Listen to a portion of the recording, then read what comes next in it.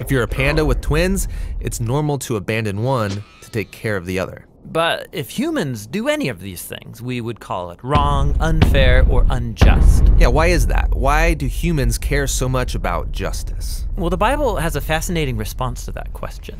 On page 1, humans are set apart from all other creatures as the image of God. Yeah, God's representatives who rule the world by his definition of good and evil. And this identity, it's the bedrock of the Bible's view of justice. All humans are equal before God and have the right to be treated with dignity and fairness no matter who you are. And that would be nice if we all did that. But we know how the world really works. And the Bible addresses that too. It shows how we are constantly redefining good and evil to our own advantage at the expense of others. Yeah, self-preservation. And the weaker someone is, the easier it is to take advantage of them. And so in the biblical story, we see this happening on a personal level, but also in families, and then in communities, and in whole civilizations that create injustice, especially towards the vulnerable.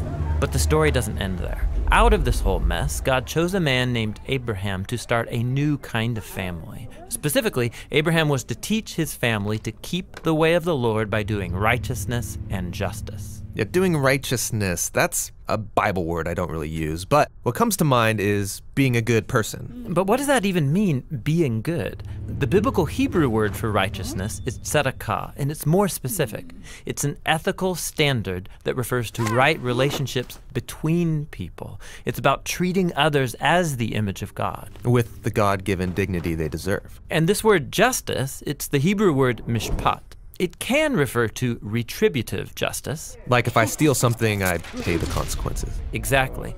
Yet most often in the Bible, mishpat refers to restorative justice. It means going a step further, actually seeking out vulnerable people who are being taken advantage of and helping them. Yeah, some people call this charity. But mishpat involves way more. It means taking steps to advocate for the vulnerable and changing social structures to prevent injustice. So justice and righteousness are about a radical, selfless way of life. Yeah, and you find this idea all over the Bible. Like here, in the book of Proverbs, what does it mean to bring about just righteousness? Open your mouth for those who can't speak for themselves. And what do these words mean for the prophets, like Jeremiah?